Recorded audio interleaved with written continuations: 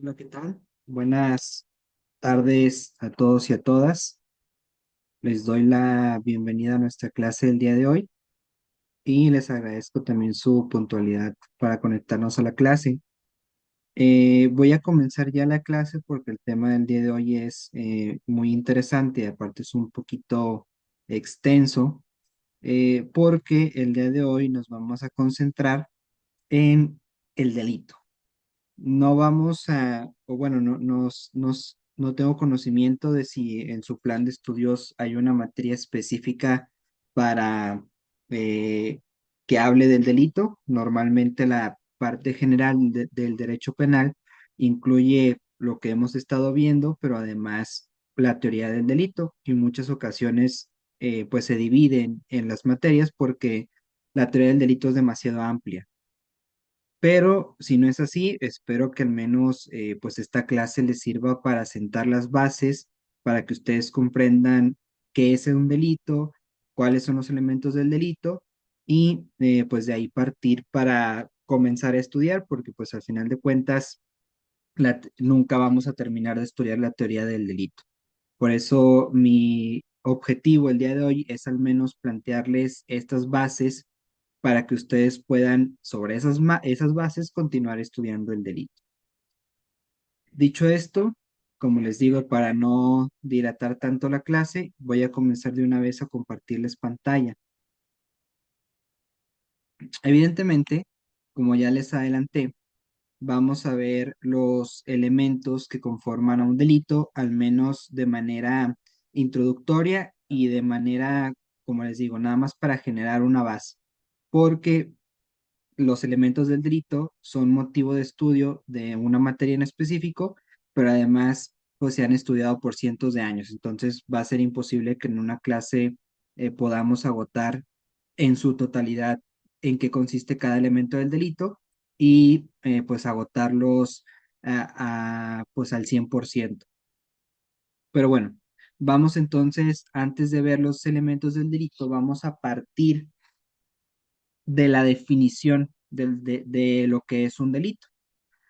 Evidentemente, hay diferentes definiciones, hay muchas definiciones, incluso estas definiciones cambian con los códigos de cada entidad federativa, cambian con los códigos, más bien con el Código Penal Federal. En la doctrina hay muchas definiciones, pero para no complicarnos tanto, en términos simples, es una acción u omisión que está prohibida por la ley y que está sujeta a una sanción. Esa definición proviene más que nada del Código Penal Federal. El Código Penal Federal nos dice que es una acción o omisión sancionada por la ley penal. Esta definición evidentemente abarca tanto conductas activas, como por ejemplo en el caso del robo, en el caso del homicidio, pero también abarca omisiones, es decir, aquellos casos en los que dejas de hacer algo que estabas obligado a hacer. Por ejemplo, cuando no se presta auxilio a una persona que está en peligro, cuando abandonas un cadáver o, por ejemplo, en el caso de la omisión de cuidados, estos son ejemplos de delitos que para que se actualicen necesitas una omisión. En otros códigos está regulado el delito o está definido el delito como una conducta típica antijurídica y culpable. Y hay doctrina que añade que esta conducta también es punible. Entonces, como pueden ver en esta definición, en esta segunda definición que les doy, existen varios elementos que se consideran que forman parte del delito. En resumen, vamos a ver estos cuatro: tipicidad, antijuricidad, culpabilidad y punibilidad, que sobre este último elemento hay una discusión de si en realidad es un elemento del delito o es una consecuencia del delito. Bueno, eso ya lo dejo a su consideración, pero vamos a verlo como un elemento para que lo conozcan, para tratar de abarcar un poquito más. Entonces, decíamos, vamos a ver la tipicidad primero. En términos muy básicos y simples, la tipicidad implica, en primer lugar, que la conducta debe estar específicamente descrita en una norma penal.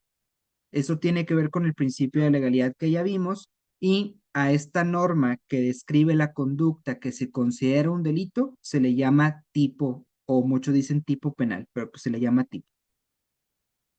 Básicamente, esta tipicidad o para que haya tipicidad debe haber una norma que describa la acción como un delito o la omisión, y si la conducta no está tipificada como un delito, no puede ser considerada como delito, ya lo decíamos. Evidentemente la tipicidad también implica que la conducta que tú realices debe encuadrar en la norma. Ahí es cuando hay tipicidad.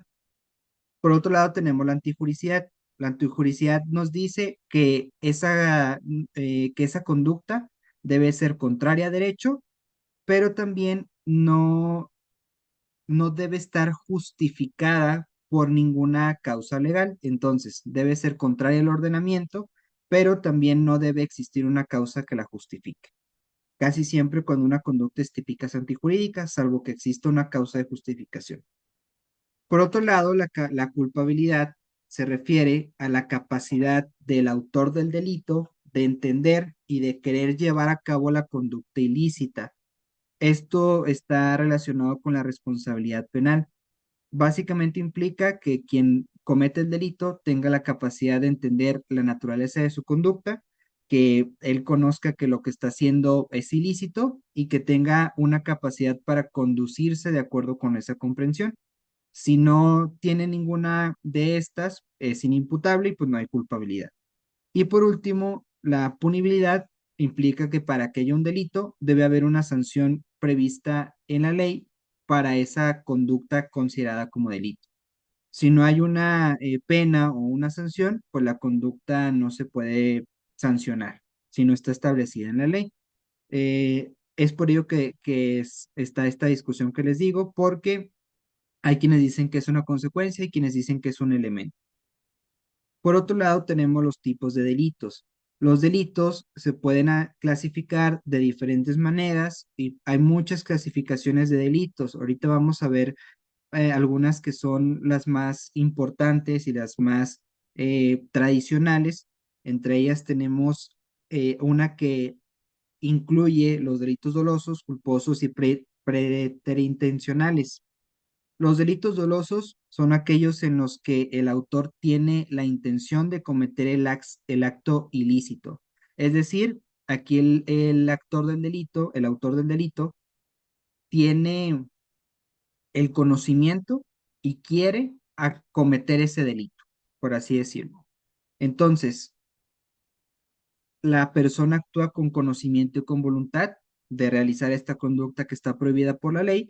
Un ejemplo es, por ejemplo, es el homicidio doloso, donde la persona sí tiene la intención de privar de la vida a otra persona. Por otro lado, tenemos los delitos culposos. En estos delitos, el autor no tiene ninguna intención de cometer el delito, pero lo termina cometiendo por imprudencias, por negligencia y tiene como consecuencia esta imprudencia o negligencia un daño a un bien jurídico tutelado por la ley. Un ejemplo muy común de los delitos culposos puede ser en el caso de los accidentes viales, los accidentes de tránsito, es muy común que ocurran y son la mayoría de los delitos culposos que se cometen en México son accidentes viales. Por último, tenemos los delitos preterintencionales. Estos delitos, en estos delitos, el autor tiene la intención de cometer un delito menos grave, pero su acción provoca un daño mayor al que esperaba. Por ejemplo, supongamos que una persona quería golpear a otra con la intención de causarle únicamente una lesión, pero le da un mal golpe y termina matándola. Esta última clasificación es más que nada doctrinal, ya no se aplica, porque, o bueno, ya no se aplica mucho. ¿Por qué?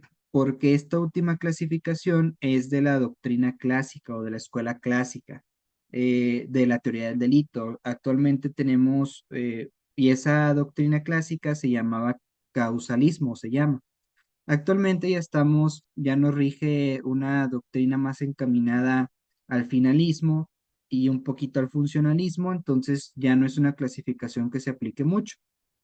Bueno, ahorita no es materia de platicar cómo se clasifica, pero para que conozcan este tipo de delito también.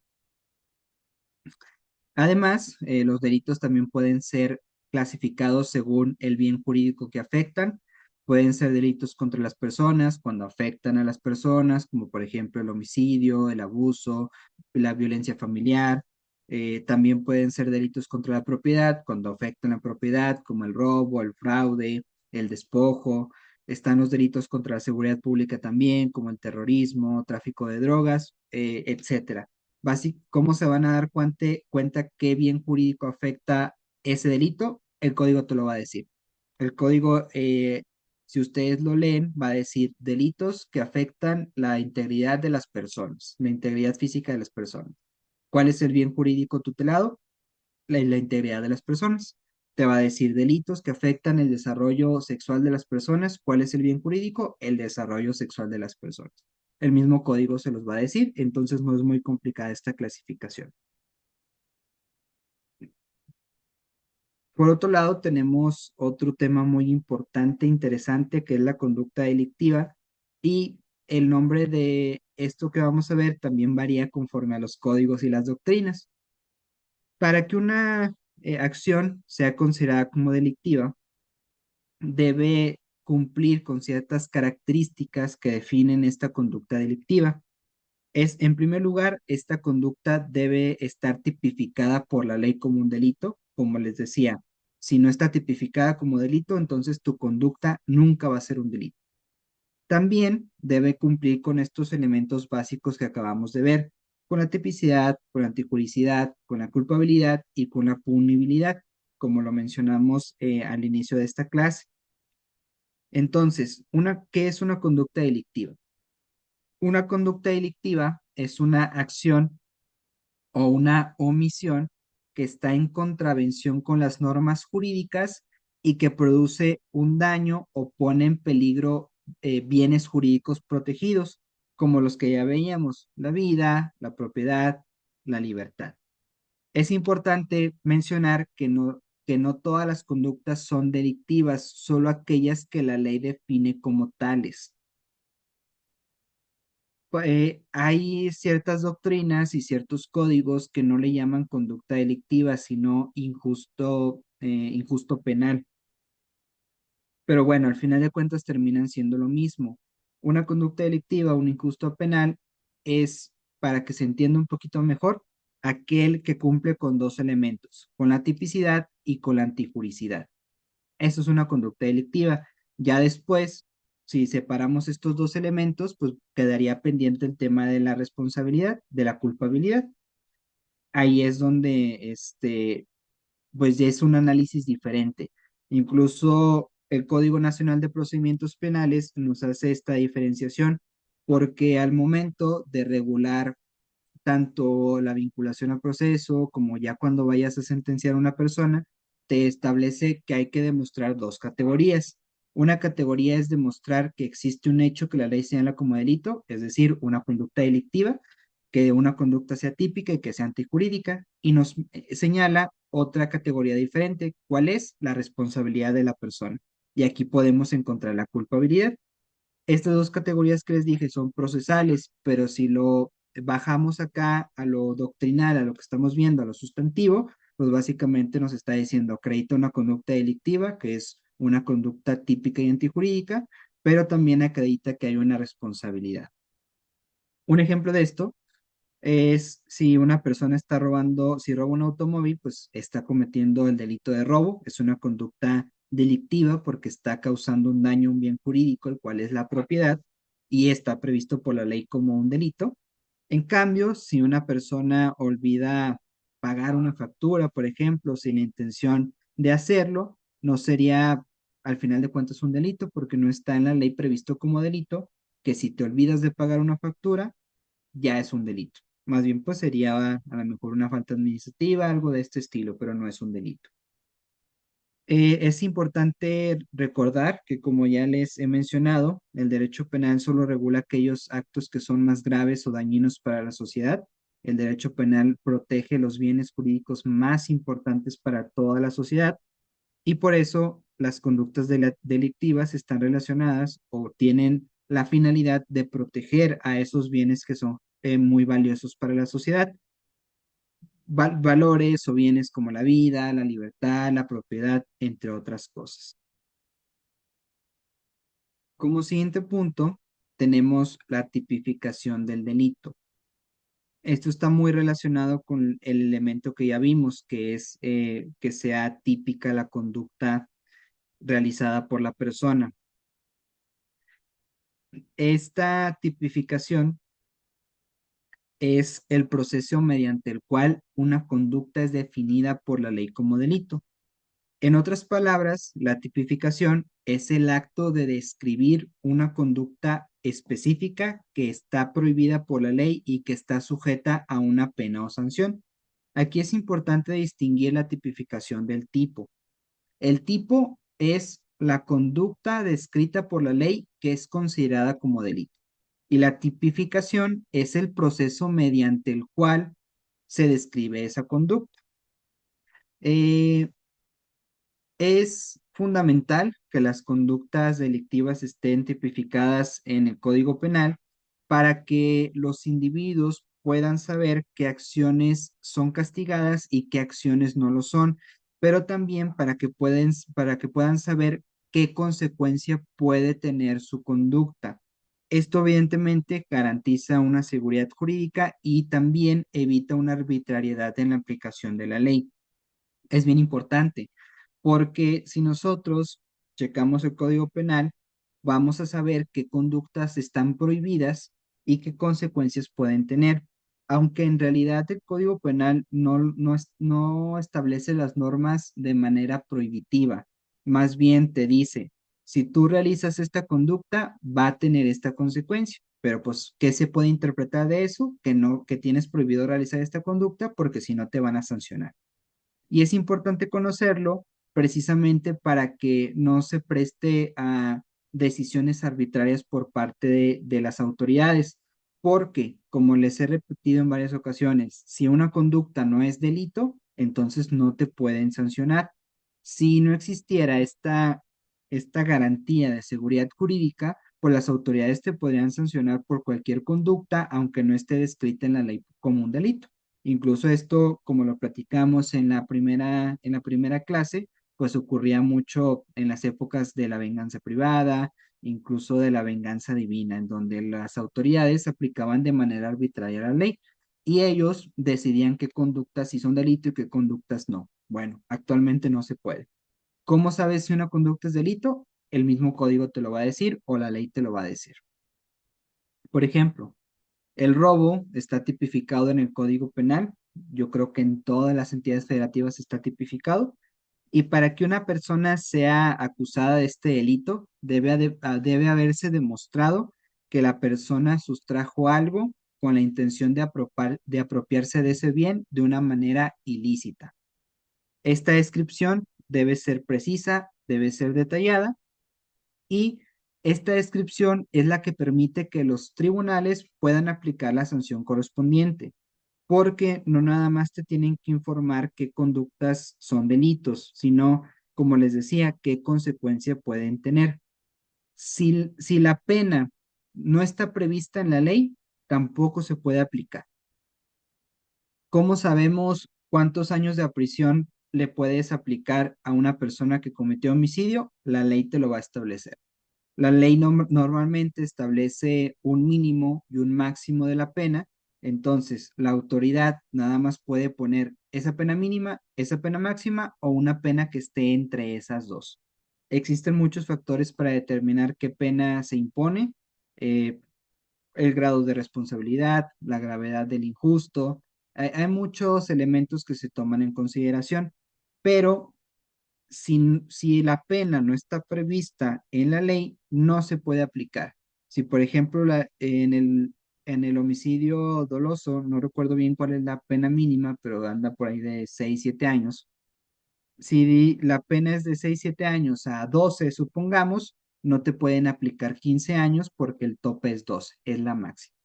Esta tipificación tiene que ver con el principio de que ya hablábamos, que es nullum crimen sine lege, no hay crimen sin ley, que significa que no puede haber un delito sin que la ley lo defina.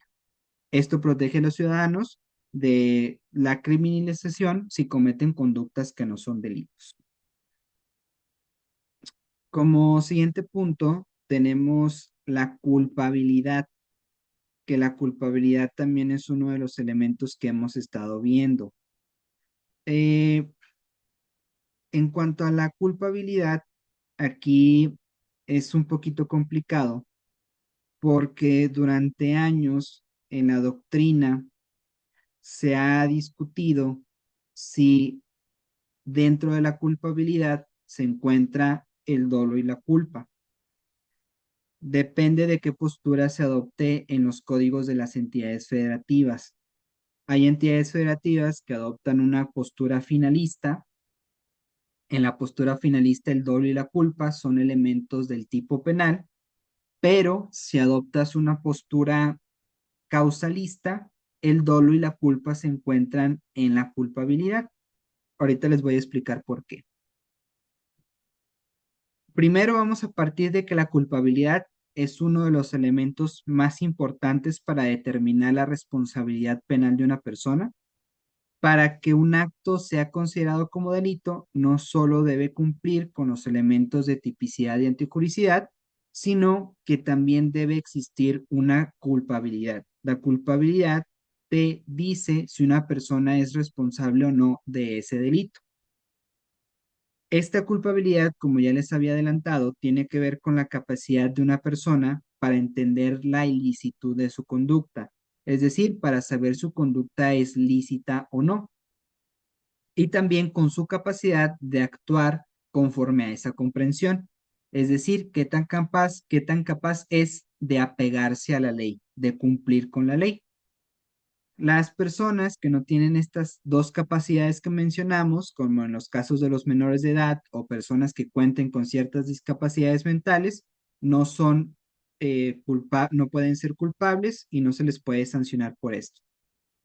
Y por ahí me saltó el letrero de que faltan 10 minutos, pero tengo entendido que falta más. Bueno, igual si se nos corta la clase, voy a tratar de volverme a conectar y si no puedo, les grabo lo que no alcancemos. Pero tengo entendido que tenemos más tiempo. Esto se los digo de una vez por en caso de que se nos corte, no se preocupen, yo termino de grabar los demás temas. Disculpe, maestro, Entonces, disculpe que lo regresando a la interrumpa. culpabilidad, ¿mande? Disculpe que lo interrumpa, perdón. Es que si se va a acabar y tengo una duda. Ujú. En en la tarea no ha subido las preguntas para el cuestionario. No sé si los va a subir mañana o hoy. Sí, sí, sí, sí. Hoy me encargo de eso, para que tengan la actividad actualizada y no tengan ningún problema. Ok, Ahorita me gracias. encargo de... Ok, bueno, entonces como les digo, si se nos corta, yo les termino de grabar los demás temas porque según yo teníamos más tiempo, pero al parecer no. Regresando al tema de la culpabilidad, decíamos que en el finalismo los elementos de dolo y culpa se colocan en la conducta porque el finalismo nos dice que las conductas tienen una intención, es decir, que las conductas van encaminadas a conseguir una finalidad. Por lo tanto, las personas primero se plantean una meta y luego se plantean qué actos van a llevar a cabo para conseguir esa meta. Y esto es muy importante porque el dolo, como se los había dicho, consiste en querer, en conocer y en querer actualizar un tipo penal. Es decir, tú conoces lo que te dice la ley que es delito y quieres realizar eso que la ley te dice como delito. En cambio, decíamos que en la culpa no hay una intención de cometer el delito, pero este se provoca un resultado que ocasiona un daño porque hay una negligencia, porque hay una imprudencia, porque se vulnera un deber de cuidado, entre otras cosas. Entonces, el finalismo nos dice, como la persona se plantea la meta desde antes de cometer el delito, entonces su conducta puede ser dolosa o culposa, porque desde que está cometiendo la conducta ya sabe cuál es la finalidad, qué es lo que quiere conseguir. Si no se planteó esa finalidad, si no tiene la intención de cometer el delito, pero lo comete por negligencia, pues se evalúa desde la conducta. En cambio, cuando hablamos del causalismo, el causalismo nos dice que incluso el causalismo nos decía que una conducta es cualquier acto que lleve a cabo una persona y que provoque una consecuencia en el mundo material, pero no nos hablaba de finalidades. El causalismo nos decía que el dolo o la culpa se evalúa hasta el final, se evalúa hasta la culpabilidad, porque no nos hablaba de que tenga finalidad, más bien nos decía, primero estudia si hay una conducta que ocasionó una consecuencia en el mundo material y si sí existe esta conducta, después verifica si la conducta fue con intención o sin intención.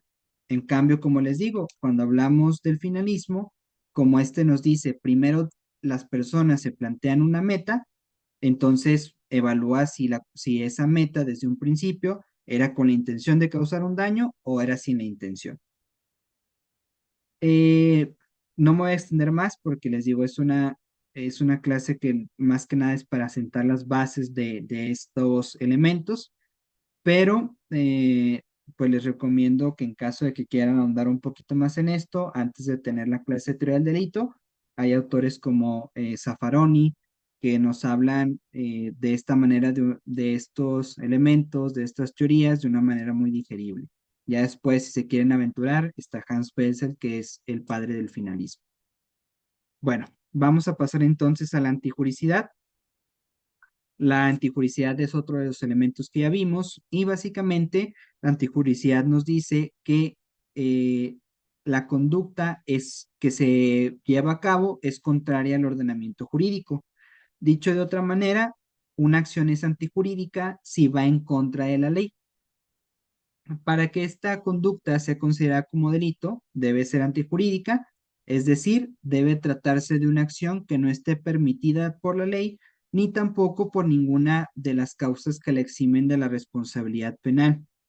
Es importante señalar que otro de los requisitos es que existan justificaciones legales y estas justificaciones legales pueden llegar a excluir la antijuricidad de ciertos actos. Entonces, la antijuricidad no nada más consiste en que la conducta sea contraria a derecho. Tiene otro elemento. ¿Cuál es ese elemento? Que no exista ninguna justificación, porque puede llegar a pasar que una conducta sea típica, pero que no sea antijurídica porque está justificada por la ley. Uno de estos, más bien una de las principales causas puede ser la legítima defensa, que es muy conocida. Estas justificaciones legales, como la legítima defensa, permiten realizar a una persona una conducta que en principio será ilícita, pero que en ese contexto en específico es considerada aceptable o incluso necesaria y por eso no se sanciona. Les decía que una de las principales causas de justificación es la legítima defensa. Si una persona actúa en defensa propia o en defensa de otros en una situación de peligro inminente, su conducta puede ser justificada aunque implique el uso de la fuerza. Obviamente hay muchas reglas para la defensa legítima, por ejemplo, que el peligro sea real inminente, que haya una equidad en los medios utilizados, es decir, que si por ejemplo una persona trae un cuchillo, no sería equitativo si tú le disparas con una pistola, pero también la legítima defensa nos dice, siempre y cuando sean los únicos medios que encontró para defenderse. Entonces, en ciertos contextos, aunque la otra persona trajera un cuchillo y tú una pistola, sí puede aplicar la legítima defensa. En realidad es una figura muy complicada. Yo únicamente la quiero utilizar para que ustedes vean el cómo si tú lesionas a una persona que trató de lesionarte, es una conducta delictiva porque lesionaste a alguien, pero la ley justifica que hayas realizado esta conducta y por lo tanto no te van a sancionar. Otro ejemplo puede ser el estado de necesidad. Este se da cuando una persona realiza un acto ilícito para evitar un mal mayor o, por ejemplo, el cumplimiento de un deber cuando una persona realiza un acto en cumplimiento de un deber legal, por ejemplo, cuando un policía hace el uso de la fuerza para cumplir con la ley, siempre y cuando ese uso de la fuerza sea proporcional y sea equitativo, como les digo. Hay muchas reglas, pero estos son tres ejemplos de causas de justificación del delito. Y por lo tanto, cuando existen estas causas de justificación, no existe delito. Como siguiente punto tenemos la punibilidad. La punibilidad es otro de los elementos esenciales para que una conducta sea considerada como un delito. Eh, Básicamente se refiere a la posibilidad de imponer una pena o una sanción a quien comete el delito. Esta característica de punibilidad es prácticamente propia de los delitos, porque si lo piensan, no hay ninguna otra conducta que amerite una pena. Una, una conducta que constituya una infracción administrativa no amerita una pena, más bien amerita una sanción administrativa, amerita una multa, amerita un arresto, pero no amerita una pena. Nada más los delitos tienen esta característica de punibilidad, es decir, que si se comete la conducta, puedes imponer una pena. Esta punibilidad está estrechamente relacionada con la culpabilidad y la antijuricidad, ya que si una persona comete un acto que es culpable y que es antijurídico, entonces, y típico claramente, entonces la ley puede imponer una pena como castigo por su conducta. Las penas son sanciones que el derecho penal impone a las personas que cometen delitos. Pueden variar estas penas según la gravedad del delito, según el grado de culpabilidad, es decir, según la intención del autor, puede variar por muchos factores. Los tipos de penas más comunes, pues pueden ser la pena de prisión.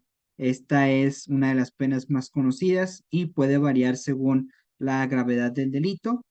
Acuérdense siempre dentro del marco que nos establece la norma. No puedes poner una pena que no esté prevista en la ley. Y pues en realidad es